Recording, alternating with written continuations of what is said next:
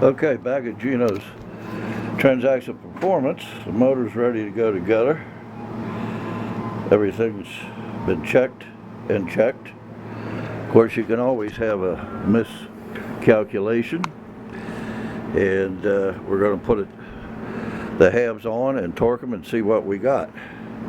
So we'll be back for more a little later. Yes, I use moly paste on everything.